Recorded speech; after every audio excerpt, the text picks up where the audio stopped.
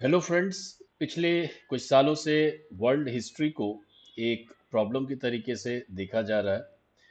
हम लोग UPSC civil services में वर्ल्ड हिस्ट्री का जो सिलेबस है, चाहे वो ऑप्शनल हिस्ट्री के पॉइंट ऑफ व्यू से हो या फिर जनरल स्टडीज पेपर वन के पॉइंट ऑफ व्यू से हो, दोनों को समझने का प्रयास करेंगे। अगर हम optional paper two history optional paper two के पर्सपेक्टिव से वर्ल्ड हिस्ट्री के सिलेबस को समझ लेते हैं, तो उसका एक छोटा सा हिस्सा जनरल स्टडीज़ में वर्ल्ड हिस्ट्री का हिस्सा जो आपके मेंस एग्जामिनेशन में पूछा जाता है, उसको आप आसानी से टैकल करेंगे। तो दोस्तों, जो वर्ल्ड हिस्ट्री है, जैसे कि इस नाम से आपको पता चलता है, ये एक नए दौर की शुरुआत है, जहाँ पे कि दुनिया अब अलग थलग नहीं रह गई है। यहीं से हम लोग इसे मॉडर्न वर्ल्ड हिस्ट्री का नाम भी दिया गया है।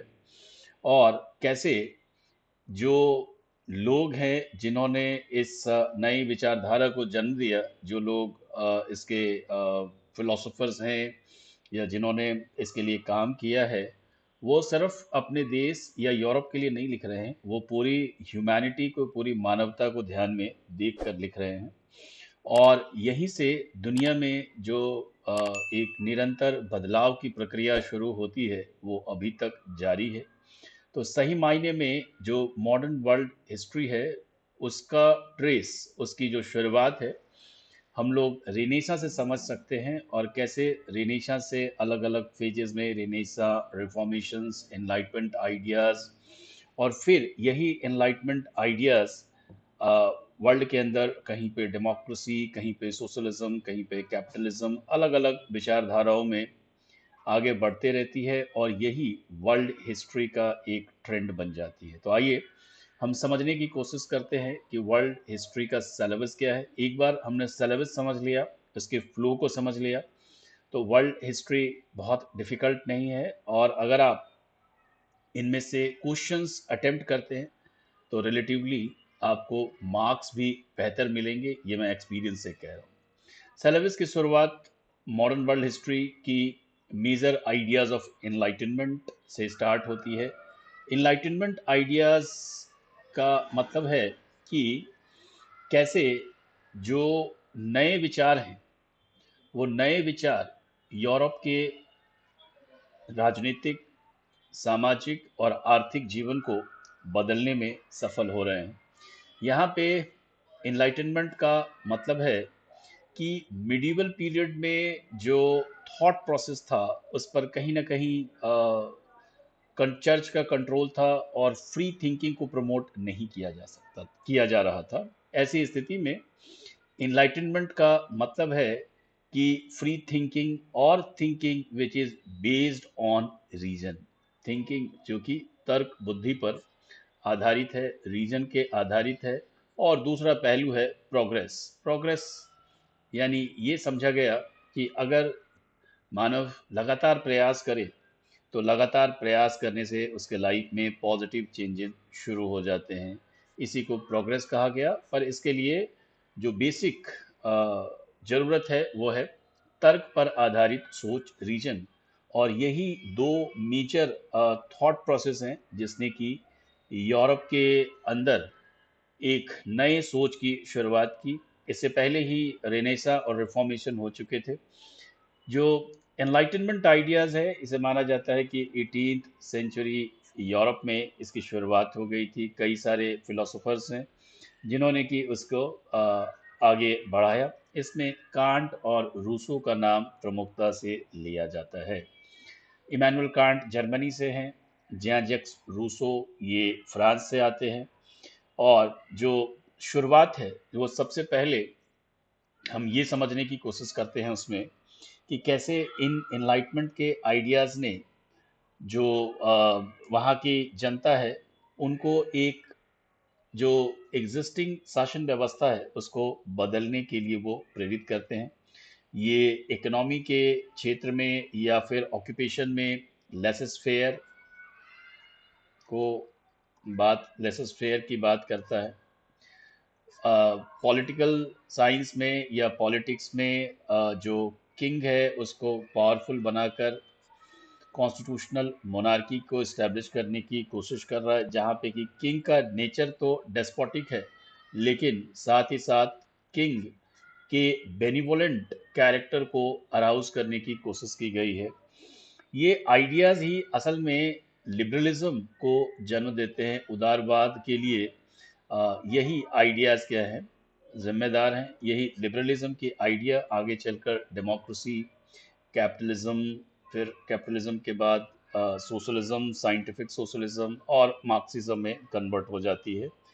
ये इसकी शुरुआत भले ही यूरोप में हुई, चूँकि यूरोप में कॉलोनाइजेशन का जो दौर था वो पहले से शुरू हो चुका था, और मेजर जो यूरोपियन पावर हैं, जिनमें कि फ्रांस, ब्रिटेन, स्पेन, पोर्चुगल, ये सभी अपनी अपनी कॉलोनीज स्टैब्लिश कर चुके हैं एशिया, अफ्रीका, लैटिन अमेरिका में।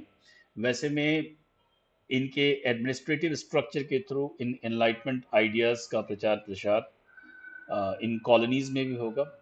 और फाइनली हम ये देखते हैं, जैसे कि अभी हमने देखा, कि असल में जो एनलाइटनमेंट है वो डार्क एज, यानी मिडिल एज को उन्होंने डार्क एज कहा है। उस डार्क एज के कंपैरिजन में जो आज की सोच है, जो मनुष्य को अपना बेहतर भविष्य बनाने के लिए प्रेरित कर रहा है, उसी आइडियाज़ को एनलाइटनमेंट कहा गया है। यही आइडियाज़ लिबरलिज्म, लिबरलिज्म देन फिर कैपिटलिज्म, फिर कैपिटलिज्म से आगे सोशलिज्म, सोशलिज्म से आगे चलकर ये आइडिया मार्क्सिज्म में भी कन्वर्ट हो जाएगा। इसी फ्लो को हमें समझना है। जो दूसरा टॉपिक है वो है origin of modern states, modern state, modern politics. इसका मतलब क्या है कि यूरोप में कैसे जो नेशन स्टेट हैं वो डेवलप होते हैं।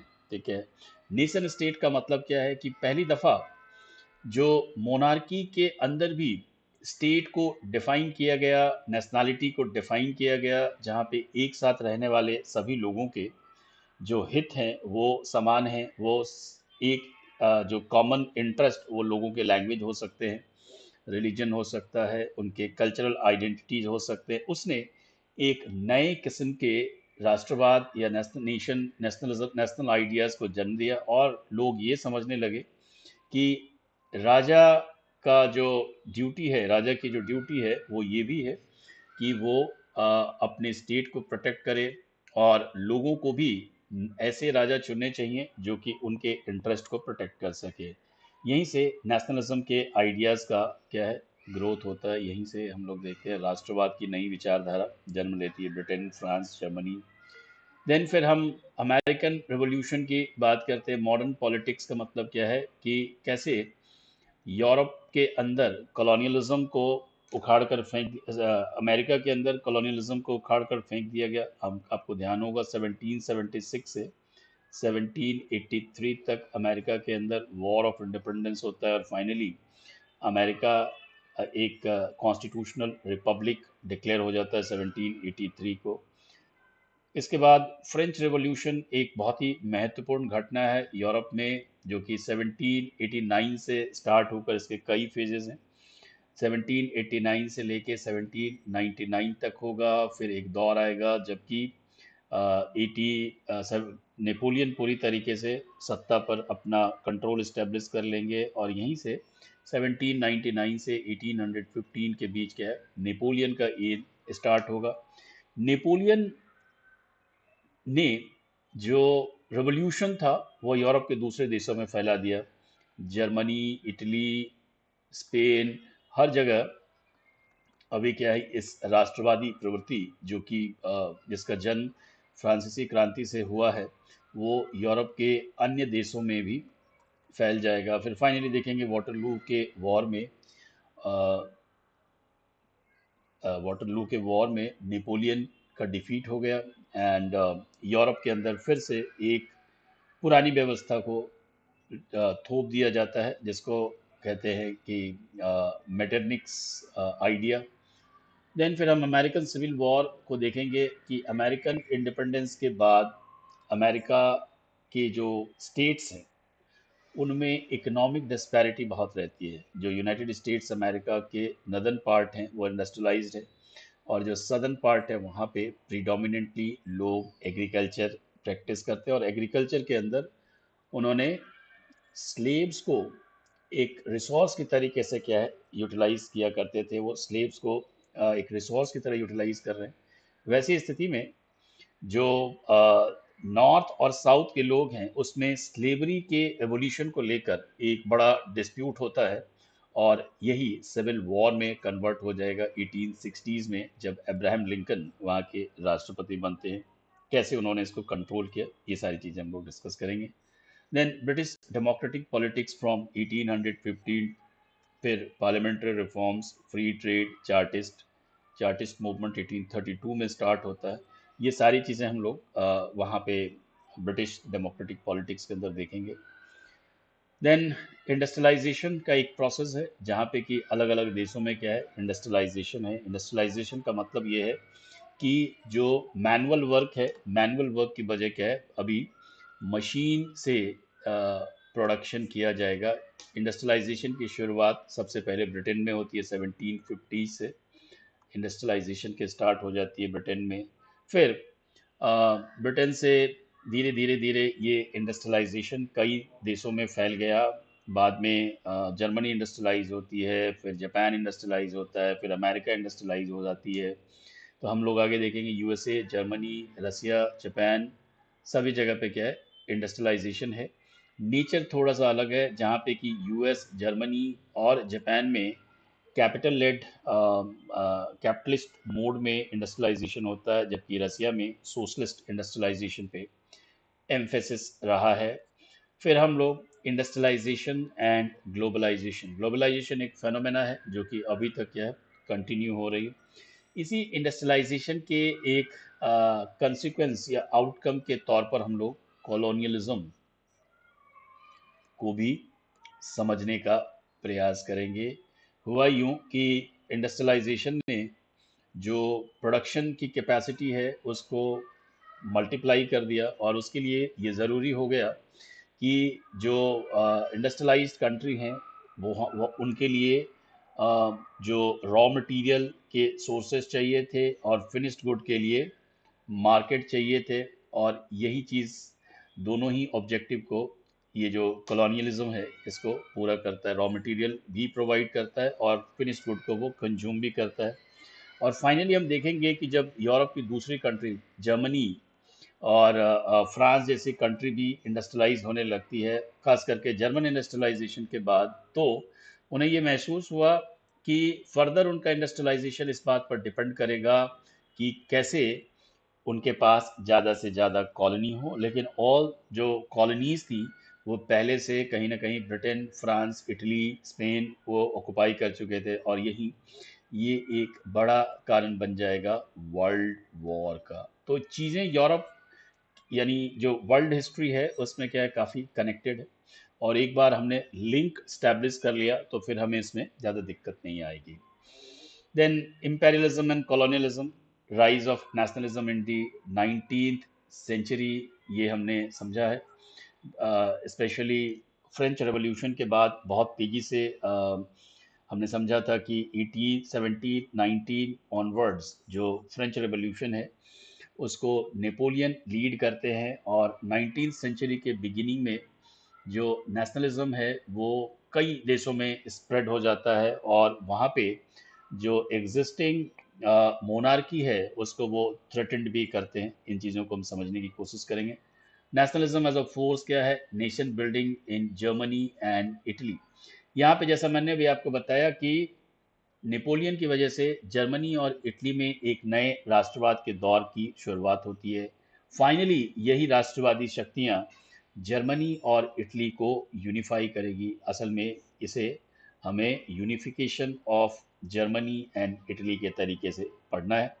Then a disintegration of empires in the face of emergence of nationalities across the world. जैसा हमने कहा कि 19th सेंचुरी के दौर में राष्ट्रवाद यूरोप के कई हिस्सों में फैल जाता है, और इस राष्ट्रवाद के फैलने से बाल्कन्स में वॉर की शुरुआत हो जाती है, और फिर बाल्कन के इशू को ठीक से रिजॉल्व नहीं करना, कॉलोनियलिज्म का होना, और जर्मनी को कॉलोनियल जो कॉलोनीज नहीं मिलने की वजह से जो उसकी नाराज़गी थी, सिस्टम ऑफ अलायंस, ये सारी चीज़ें मिलकर कहीं ना कहीं ये वर्ल्ड वॉर का भी एक कारण बन जाती है। तो नेशनैलिटीज़ कहीं ना कहीं यूरोप का जो मैप है उसको बार बार ऑल्टर करता रहता है, और इसकी वजह से कई सारे वॉर्स भी हमें देखने को मिलेंगे। इंपेरियलिज्म एंड कॉलोनियलिज्म, जैसा कि हमने आपको बताया कि इंपेरियलिज्म और कॉलोनियलिज्म ये असल में इंडस्ट्रियलाइजेशन का ही एक आउटकम है। ब्रिटेन, फ्रांस ने दुनिया की ज़्यादातर जो कंट्रीज़ हैं, खास करके एशिया और अफ्रीका में, उन्होंने अपनी कॉलोनीज़ बनाई। South and south east Asia में इन्होंने अपनी कॉलोनीज़ बनाई। लैटिन अमेरिका, साउथ अफ्रीका में कॉलोनी बनाई। ऑस्ट्रेलिया उनकी कॉलोनी थी। imperialism and free trade, rise of neo imperialism। अभी 1946 के बाद हम देखेंगे वर्ल्ड वॉर खत्म हो चुका है, और यहीं से general agreement on tariff and trade की स्थापना होती है, जिसका ऑब्जेक्टिव है ग्लोबलाइजेशन को प्रमोट करना, और ग्लोबलाइजेशन के थ्रू जो ट्रेड है उसको प्रमोट करना। फिर बाद में 1995 से हम लोग समझने की कोशिश करते हैं कि ये डब्ल्यूटीओ बन जाएगा, गैट। और इस तरीके से क्या है, जो इंपेरियलिज्म है वो अब कैपिटलिज्म के थ्रू दुनिया के मार्केट को कैप्चर करने की कोशिश करता है। रेवोल्यूशन, काउंटर रेवोल्यूशन का मतलब है 19th सेंचुरी यूरोपियन रेवोल्यूशन। हमने ये समझा कि जो फ्रेंच रेवोल्यूशन है वो 1815 में नेपोलियन के वाटरलू में डिफीट के साथ ही खत्म हो जाएगा, और उसके बाद यूरोप के अंदर एक ऐसी शासन व्यवस्था लाई गई जिसके तहत कि यूरोप के अंदर ओल्ड सिस्टम को फिर से इस्टेब्लिश कर दिया गया। इसका नाम है Vienna convention of 1815। Vienna convention असल में रेवोल्यूशन, फर्दर यूरोप के अंदर कोई और रेवोल्यूशन ना हो उसको सप्रेस करने के लिए वियना कन्वेंशन आया था। उसी तरीके से फिर हम 1917 से लेकर 21 में रसिया के अंदर कम्युनिस्ट रेवोल्यूशन होता है, उसको समझने की कोशिश करेंगे। और इस रशियन रेवोल्यूशन, इस कम्युनिस्ट रेवोल्यूशन को सप्रेस करने के लिए काउंटर रेवोल्यूशन होते हैं, यानी कि इस रेवोल्यूशन को काउंटर करने के लिए जर्मनी और इटली में एक ऐसी सरकार बनती है जो जिसका जो कैरेक्टर है वो क्या है, फासिस्ट है। और वो इस रशियन रेवोल्यूशन को यूरोप के दूसरे देशों में क्या है, रोकना चाहते हैं। फाइनली ये भी क्या है, वर्ल्ड वॉर के एक कारण के तौर पर हमें समझ में आएगा। चाइनीज रेवोल्यूशन 1949, कैसे चाइना के अंदर जो नेशनलिस्ट है वो वॉर हार जाते हैं कम्युनिस्ट पार्टी ऑफ चाइना से, और फिर चाइना में माओ जेडोंग की सरकार बन जाती है। और फिर जो चांग काई शेक जो कि नेशनल गवर्नमेंट को लीड करते हैं, वो भागकर फार्मोसा आइलैंड चले जाएंगे, और यही आज ताइवान है। ताइवान और चाइना का जो कॉन्फ्लिक्ट है वो भी आपको समझ में आएगा इससे। जो नेक्स्ट टॉपिक है वर्ल्ड वॉर्स। वर्ल्ड वॉर्स के कई सारे कारण हैं। जर्मन यूनिफिकेशन, हिट बिस्मार्क की policy, then system of alliance, counter alliance, फिर जो उसके इश्यूज थे, वो सारी चीज़ें हम लोग क्या हैं, कॉजेज एंड कंसिक्वेंसेस में पढ़ेंगे। वर्ल्ड वॉर चूंकि एक बहुत ही बड़े स्केल पर लड़ा गया था वर्ल्ड में, ये इस स्केल पर पहले किसी वॉर को नहीं लड़ा गया था, और इसके जो परिणाम हैं वो भी बहुत ही दूरगामी परिणाम हुए थे। इसीलिए इस वॉर को क्या है, टोटल वॉर कहा गया है। इसके सोसाइटल इम्प्लीकेशंस में हम समझेंगे कि कैसे वर्ल्ड के अंदर जो ओल्ड नोशंस हैं वो ब्रेक होने लगते हैं। वुमेन एम्पावरमेंट का दौर शुरू हो जाएगा। जो ब्लैक वाइट और जो रंग भेद की नीति है वो कमज़ोर पड़ने लगती है। डेमोक्रेसी को बल मिलता है। ये सभी क्या है, इसके दोनों ही वर्ल्ड वॉर के सोसाइटल इम्प्लीकेशन के तौर पर हम समझेंगे। वर्ल्ड वॉर टू के कॉजेस कंसिक्वेंसेस आसान है। फर्स्ट वर्ल्ड वॉर में कहीं ना कहीं वर्ल्ड वॉर टू के कारण छिपे हुए थे। ऊपर से जो जर्मनी और इटली में फासिस्ट गवर्नमेंट थी वो कहीं ना कहीं इसके लिए एक इमीडिएट कॉज बन जाती है। वर्ल्ड वॉर टू के बाद हमने ये समझा कि जो वर्ल्ड है वो दो पावर ब्लॉक्स में डिवाइड हो जाएगी। दो पावर ब्लॉक, एक जो कि अमेरिका के लीडरशिप में, इसको कहा गया कैपिटलिस्ट पावर ब्लॉक, और दूसरा सोशलिस्ट पावर ब्लॉक जिसका लीडर यूएसएसआर है और इसका लीडर यूएसए है। इसी दौर को हम लोग क्या कहते हैं, कोल्ड वॉर कहेंगे। इसी दौर में इंडिया, इजिप्ट और कुछ अन्य देशों के प्रयास से नॉन अलाइनमेंट मूवमेंट की शुरुआत होती है। नॉन अलाइनमेंट मूवमेंट जिसमें कि दोनों में से किसी ब्लॉक की तरफ अपने आप को अलाइन किए बगैर एक इंडिपेंडेंट फॉरेन पॉलिसी और अपने नेशनल इंटरेस्ट को परस्यू करने के लिए ये नैम की स्थापना की गई थी 1961 में। इसके बारे में समझेंगे। फिर यूएनओ और कैसे यूएनओ ग्लोबल डिस्प्यूट को रिजॉल्व करने में सक्सेसफुल रहा है। फिर हमने समझा कि सेकेंड वर्ल्ड वॉर के बाद दुनिया के देशों में क्या है, अलग अलग जगहों पे फ्रीडम मूवमेंट स्टार्ट होता है। वैसे में लैटिन अमेरिका में बॉलीवर नाम के आदमी ने वहाँ पे नेशनल स्पोर्ट्स को इकट्ठा किया और फ्रीडम मूवमेंट लीड किया। अरब वर्ल्ड, इजिप्ट, इसी तरीके से अफ्रीका में रंगभेद की नीति के खिलाफ लड़ाई लड़ी गई। नेल्सन मंडेला ने काफ़ी लंबी लड़ाई लड़ी थी। इसी को कहते हैं अफ्रीका अपार्टेड टू डेमोक्रेसी, रंगभेद की नीति के खिलाफ जो लड़ाई है वो। फिर साउथ ईस्ट एशिया में वियतनाम के जो वॉर हैं उसको हम लोग समझने की कोशिश करेंगे। फिर फैक्टर्स कंस्ट्रेनिंग डेवलपमेंट, यानी लैटिन अमेरिका, अफ्रीका, यहाँ पे ऐसे कौन से कारक हैं जिनकी वजह से इनका विकास नहीं हो पा रहा है।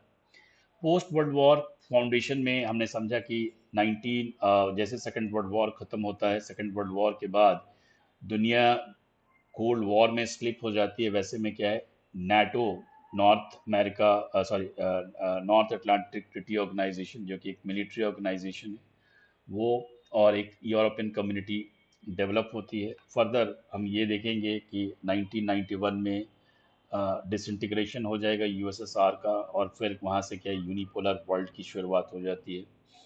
Consolidation and expansion of European community, कैसे ये यूरोपियन यूनियन तक डेवलप हुआ है, उसके बारे में हम लोग पढ़ेंगे।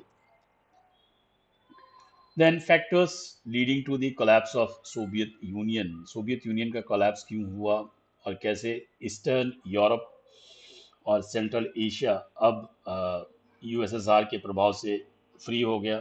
फिर 1991 में हम समझेंगे कि कैसे रसिया यूएसएसआर का डिसइंटीग्रेशन हो गया और इसकी जगह पे आज रसिया एक मात्र कंट्री रह गई, अब वो यूनियन नहीं रहा। Political changes in eastern Europe, यहाँ पे हम देखेंगे कि 1989 में जब से यूरोप के सोवियत यूनियन के अंदर रिफॉर्म्स स्टार्ट किए जाते हैं, उसके बाद से वहाँ की जो सरकारें हैं वो बदल जाती हैं। ईस्टर्न यूरोप की सरकारें, वहाँ पे प्रो डेमोक्रेसी गवर्नमेंट आ जाती हैं, कम्युनिस्ट गवर्नमेंट हर जगह पे फॉल हो जाती है। इसके बारे में हम लोग समझेंगे। फिर end of cold war and US ascendancy in the world as the lone super power, America दुनिया का इकलौता सुपर पावर राष्ट्र बनकर उभरेगा। तो ये है दोस्तों वर्ल्ड हिस्ट्री का एक सिलेबस और उसका समराइज्ड वर्जन। यहाँ पे ध्यान देना है कि जो वर्ल्ड हिस्ट्री है इसका जो सिलेबस है काफ़ी ऑर्गेनाइज्ड है, और एक चीज़ें क्या है दूसरे से बहुत ही वेल कनेक्टेड है। तो मैं समझता हूँ आपको ये वीडियो पसंद आया होगा, और आप हमारे चैनल को सब्सक्राइब करिए। और इसके लिए हम अलग अलग जो टॉपिक्स हमने डिस्कस किए हैं, हर एक टॉपिक पे मैं वीडियो बनाऊंगा और उसको अपलोड भी करूंगा।